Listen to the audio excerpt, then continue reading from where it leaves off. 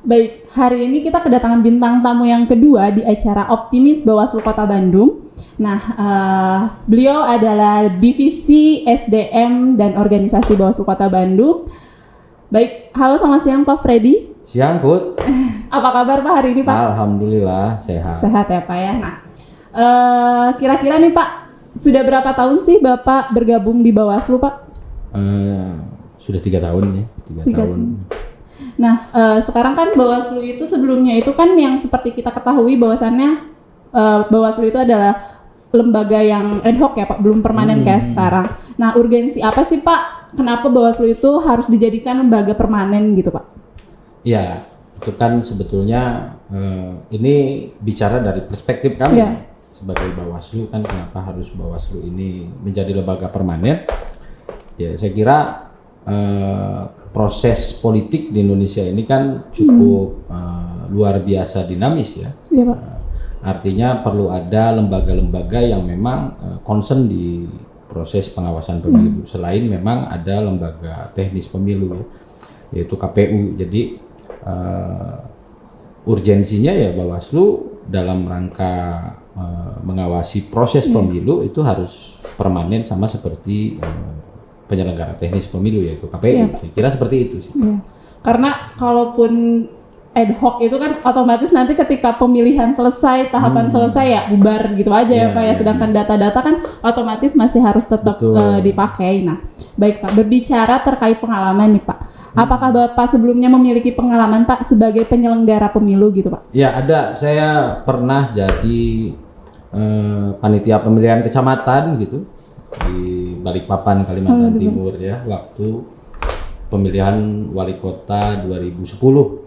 Setelah itu saya sempat juga di Panwaslu Kota Bandung sebelumnya di Pilkada 2017. Nah tadi pengalaman yang Bapak yang pertama itu tuh di bawah naungan KPU ya bukan Bawaslu. Kalau Bawaslu itu berarti ada juga kan Pak? Ya ada. Jadi memang kalau di Bawaslu itu Bawaslu itu kan tingkatan pusat sampai ke tingkatan TPS ya. Sebetulnya memang ini lembaga yang baru secara permanen gitu, baru dari tahun 2017 ya, yang menjadi permanen di tingkat kabupaten kota. Sebetulnya kita itu sampai tingkat TPS. Jadi kalau di pusat itu namanya Bawaslu RI begitu. Kalau di provinsi ada namanya Bawaslu provinsi.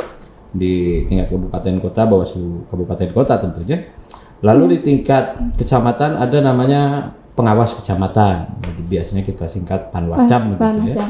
Jadi jumlahnya itu 3 orang per kecamatan. Gitu. Kalau di Kota Bandung misalnya kita punya 30 kecamatan, artinya kita punya pengawas kecamatan 30 dikali 3 personil ya, jadi 90. Nah, terus di bawahnya juga ada namanya PKD, pengawas kelurahan atau desa. Itu memang ini yang pekerjaan yang cukup berat ya. Karena di setiap kelurahan hanya 1 orang, padahal kan wilayah kelurahan itu cukup luas ya. Iya betul. Banyak RT, banyak RW. Tapi undang-undang menyebutkan bahwa pengawas kelurahan itu cukup 1 orang, maka ya kita hanya mengikuti undang-undang kan gitu. Lalu setelahnya ada namanya pengawas TPS, PTPS itu 1 orang di setiap TPS, tapi ini masa kerjanya hanya 1 bulan ya. Oh 1 bulan. Jadi setelah itu ya bubar gitu, setelah pencoblosan bubar. Kalau hitungan personil ya cukup banyak sebetulnya, cukup banyak, cuman memang kendalanya adalah peserta pemilunya juga yang sangat banyak begitu. Maka ya kita juga memang harus kerja keras dalam proses pengawasan. Oke, nah itu kan berarti sebagian dari tugas dari divisi SDM ya Pak ya. Nah, apa sih Pak tugas pokok dari divisi SDM itu sendiri Pak? Ya sebetulnya karena kita ini di tingkat kabupaten kota itu kan lembaga baru ya, kita baru 3 tahun gitu. Dan lembaga Bawaslu RI juga terus membenahi lembaga kita agar menjadi lebih sitel ya, seperti penyelenggara pemilu yang lain yaitu KPU. Jadi secara umum sih tugas SDM itu mengkoordinasikan semua hal-hal tentang keorganisasian. Misalnya di divisi SDM itu ada ada bagian keuangan, bagian administrasi gitu. Selain itu juga di divisi SDM bertanggung jawab dalam rangka proses perekrutan dan pembentukan pengawas kecamatan. Kalau di divisi SDM Bawaslu Kabupaten Kota ya. Jadi kita memang bertanggung jawab untuk pembentukan pengawas kecamatan gitu. Sampai ke pengawas TPS itu pun tetap di bawah koordinasi divisi SDM, biarpun yang melaksanakan proses perekrutan untuk pengawas di kecamatan, di kelurahan dan di TPS itu melalui pengawas kecamatan, tapi di bawah koordinasi divisi SDM. Divisi SDM. Nah, seperti yang kita ketahui ya Pak, bahwasannya divisi SDM itu ruang lingkup di dalam Bawaslu-nya itu tentunya memiliki kontribusi yang sangat besar ya Pak untuk memajukan lembaga itu. Kira-kira nih Pak, menurut Bapak bagaimana sih Pak cara divisi SDM untuk memajukan lembaga itu gitu Pak? Iya, saya kira ini memang kalau bicara tentang rule aturan yang kita laksanakan ya Undang-Undang 7 terus Perbawaslu berapa lah ya. Jadi memang SDM ini fungsinya bukan hanya di internal divisi SDM ya, tetapi kita juga mencakup seluruh divisi sebetulnya, bagaimana kita meningkatkan sumber daya manusia di lembaga kita. Jadi tidak hanya fokus di satu divisi SDM saja gitu, tetapi seluruh divisi juga kita support ya untuk peningkatan sumber daya manusianya. Itu yang pertama. Yang kedua, memang kita punya kendala bahwa Bawaslu Kabupaten Kota gitu, yang saat ini juga masih terus membenahi diri gitu. Jadi punya kendalanya adalah kalau kabupaten kota ini memang kegiatan dalam 1 tahun itu sudah ditentukan oleh provinsi, oleh Bawaslu RI. Jadi memang kita ada keterbatasan dalam kegiatan-kegiatan ya, karena ini kan keterkaitannya tahapan pemilu, keterkaitannya sumber pendanaan gitu, sumber personil yang ada. Saya kira itu yang juga memang menjadi hambatan. Ya. Karena mungkin Bawaslu sendiri itu belum menjadi lembaga yang satker ya, Pak, masih menginduknya provinsi. Kita masih belum menjadi lembaga satker ya, lembaga yang satuan kerja mandiri ya. Khususnya Kota Bandung, ada beberapa kabupaten kota yang memang sudah menjadi satker ya. Oh, sudah ada ya, Pak. Kalau di Kota Bandung kan kebetulan belum, jadi kita masih jadi setiap agenda-agenda kerja lembaga itu masih tergantung dengan agenda kerja lembaga di atasnya, yaitu Bawaslu Provinsi dan Bawaslu RI. Kira itu. Jadi alur-alurnya itu sudah ditentukan sendiri ya, Pak. Kita nggak bisa ini berkembang sendiri ya, Pak. Bisa berkembang sendiri ya. Kita berkreasi dengan kondisi kita yang penuh dengan keterbatasan, misalnya kegiatan-kegiatan internal yang memang di luar rencana kerja dari Bawaslu Provinsi, kita bisa sih. Bisa ya, Pak. Nah, kira-kira nih Pak, bagaimana sih Pak strategi atau langkah-langkah yang dilakukan oleh divisi SDM dalam menghadapi nanti Pak pemilu di tahun 2024? Karena kan mungkin sebentar lagi kita di tahun 2022 itu sudah masuk tahapan ya Pak ya. Nah itu gimana sih Pak strategi-strateginya Pak? Iya, memang ini juga hal menarik ya, pemilu 2024 ini sampai sekarang juga pemerintah bahkan Bawaslu, KPU RI gitu dan DPR ya tentunya belum memutuskan ini tanggal pasti untuk pelaksanaan pemilu. Ini masih dibahas di Komisi 2. Nah, jadi selain pembahasan tanggal pemilu juga belum selesai tentang pembahasan tenggang waktu tahapan pemilu ya. Artinya memang kepastian ini belum ada sampai sekarang, jadi kita masih menunggu gitu. Nah, dalam kondisi menunggu ini juga saya kira kita tetap harus mempersiapkan diri dalam rangka pengawasan pemilu ya kalau sudah masuk tahapan. Betul, kalau melihat dari Undang-Undang 7 begitu dan Undang-Undang 10 gitu ya tentang pilkada gitu. Nah, kita itu harusnya normalnya tahun depan itu kita sudah masuk tahapan pemilu tahun depan. Jadi memang Tetapi semua kembali lagi ke pemangku kebijakan tentunya ya. Kita tidak bisa mendahului bagaimana kesepakatan antara DPR, KPU, Bawaslu dan pemerintah tentunya ya untuk menentukan tanggal kapan pencoblosan, terus baru tahapannya dimulai dari kapan. Jadi untuk di tahun depan pun kita belum tahu pasti ya Pak, bulan pasti. Apa kita akan mulainya gitu. Nah, belum ada tanggal. Nah, mungkin Pak, bagaimana sih Pak, kan seperti yang kita ketahui masyarakat luas ini sangat beberapa segelintir orang mungkin mempunyai antusias untuk menjadi penyelenggara pemilu gitu Pak. Nah, bagaimana sih Pak caranya masyarakat umum gitu, khususnya masyarakat di Kota Bandung itu bisa ikut berkontribusi Pak menjadi penyelenggara pemilu gitu Pak? Iya, sebetulnya kan kalau dalam proses rekrutmen misalnya penyelenggara pemilu itu kita selalu mengupayakan agar masyarakat banyak itu bisa mengetahui tentang proses perekrutan ya, artinya masyarakat kita membuka ruang yang begitu luas kepada masyarakat begitu. Tapi kan memang kita juga sadar diri ya dengan kondisi-kondisi geografis, jumlah penduduk dan lain sebagainya begitu.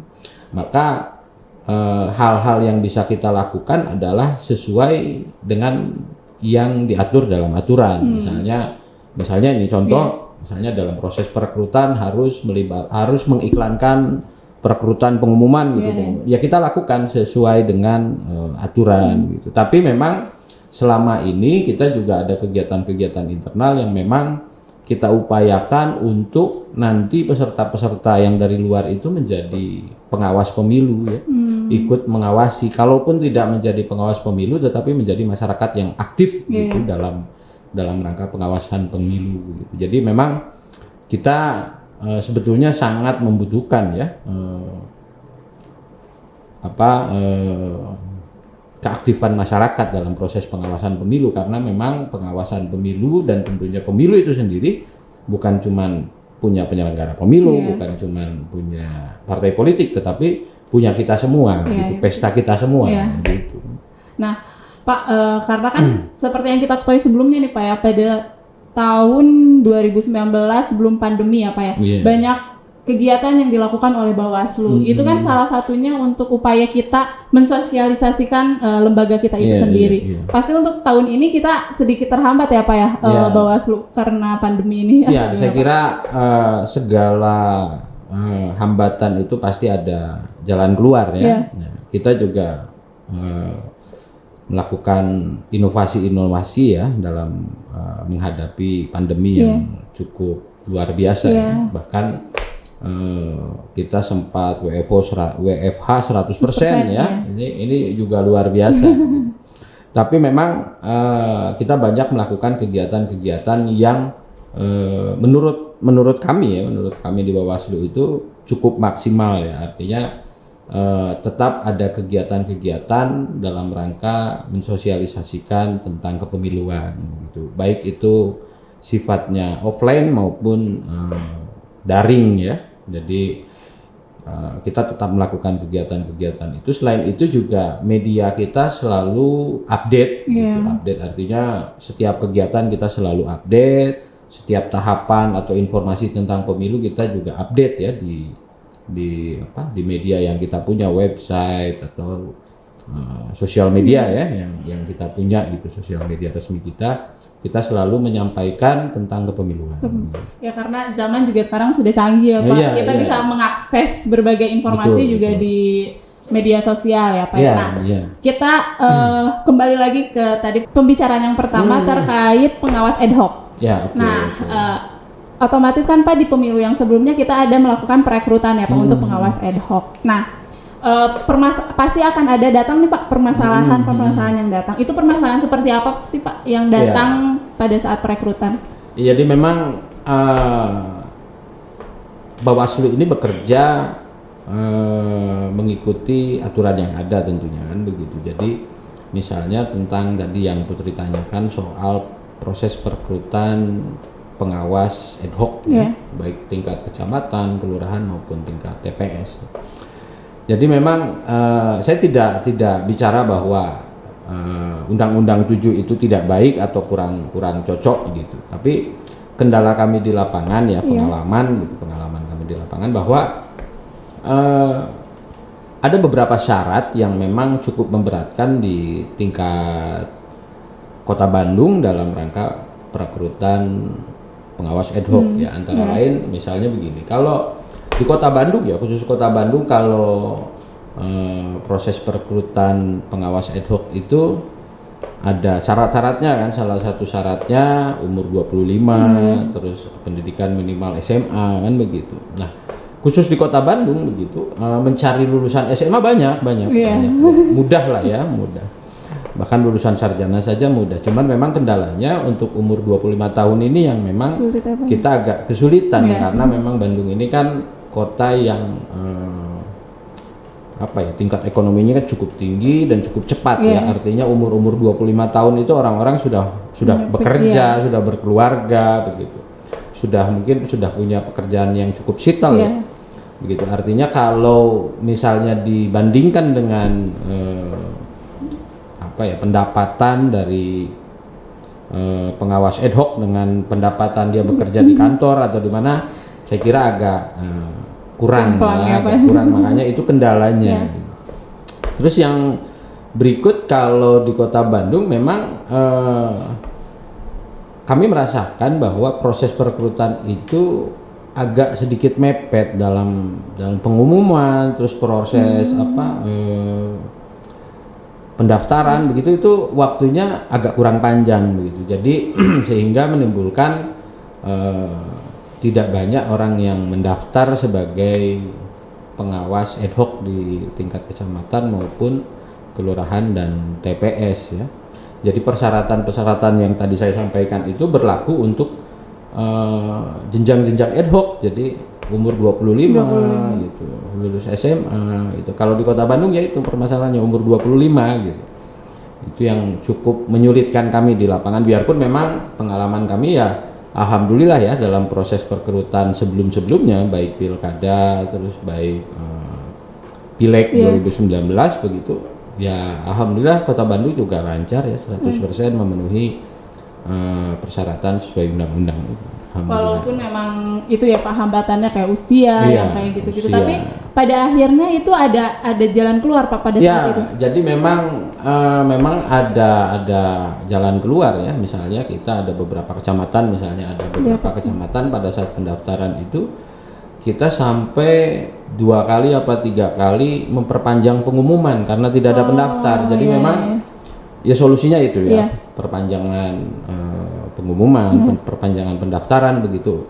Selain itu kita juga, kalau yang kami pengalaman kami di Kota Bandung, bahwa kalau melihat dari proses kemarin, saya kira kita cukup berterima kasih juga untuk teman-teman dari Pemda ya, artinya kewilayahan yang mensupport orang-orang untuk mendaftar di kewilayahan masing-masing. Jadi alhamdulillah ya, Pemda cukup baik juga mensupport hal-hal terutama dalam proses perekrutan. Jadi kewilayahan, kecamatan dan kelurahan itu juga menginfokan ke warganya gitu, turun tangan langsung ya, turun tangan betul dalam menyampaikan bahwa ada perekrutan pengawas ad hoc begitu ya, bukan dalam konteks yang lain begitu. Berarti Bawaslu itu sudah mengupayakan semaksimal mungkin ya Pak, alhamdulillah, untuk kita terpenuhi. Betul. Kita juga sudah sebelumnya kan kita juga melakukan sosialisasi banyak sosialisasi ke banyak organisasi gitu, ke banyak unsur gitu, ke banyak profesi ya, kita juga melakukan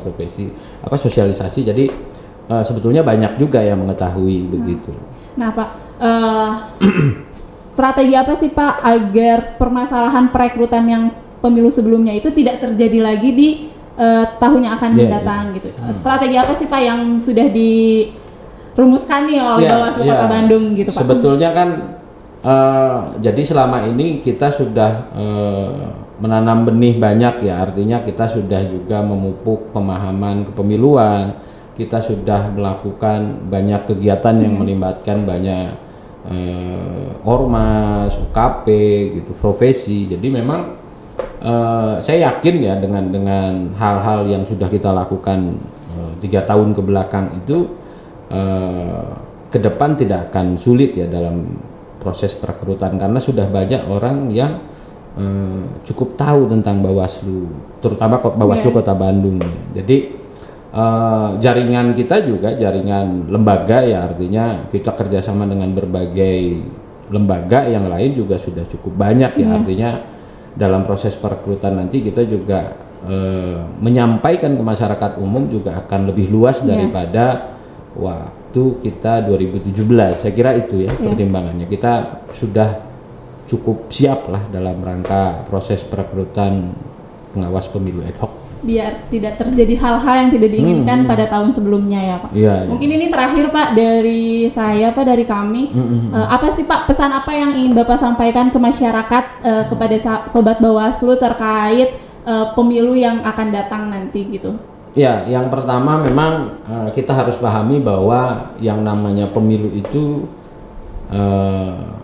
pesta demokrasi kan begitu ya. Namanya pesta itu harus dilakukan dengan riang gembira, tidak dengan marah-marah kan begitu. Jadi kita harus dalam kondisi yang fit, dalam kondisi yang suasana hati yang senang. Itu namanya pesta kan, kita harus dalam kondisi yang enak begitu. Itu yang pertama. Yang kedua, bahwa pemilu ini bukan hanya bukan hanya milik partai politik. Pemilu ini juga bukan hanya milik penyelenggara pemilu ya, KPU, Bawaslu, terus DKPP ya.